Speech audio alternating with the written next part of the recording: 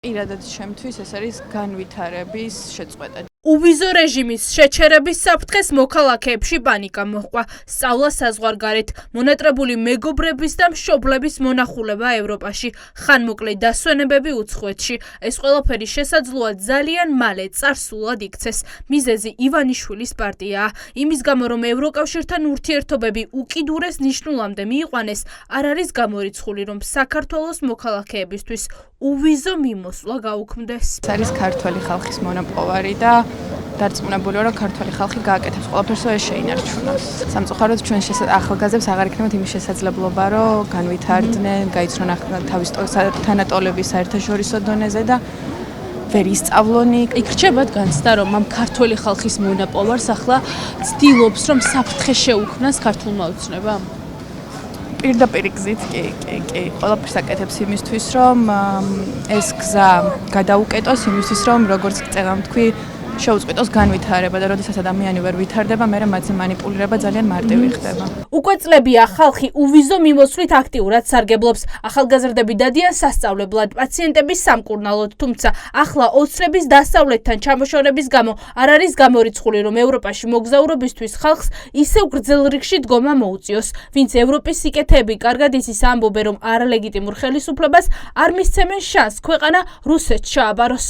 ევროპა, იმიტომ რომ მე აღარ მინდა იმ დროში დაბრუნება, აღარ მინდა რომ ჩემი შვილები და ჩემი შვილის თაობა დაბრუნდეს რუსეთში.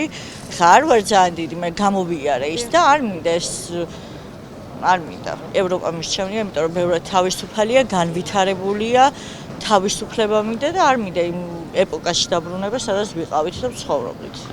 ჩემი ოჯახის წევრი ცხოვრობს გერმანიაში და შესაბამისად უვიზო მიმოსვლა რო არ იყოს, გავუჭირდება ძალიან. ეს უვიზო მიმოსვლა ხო ქართველი ხალხის მონოპოვარია. და ვინ უქმნის ამას თქვენი აზრით ახლა ყველაზე დიდ საფრთხეს? არის ეს ქართული ოცნება?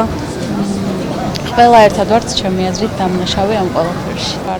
არც ქართული ოცნების მომხრე, არც ნაციონალების მომხრე ამ ქვეყანაში ჩვენი პატრონი არავინ არ არის, ასე ვფიქრობ.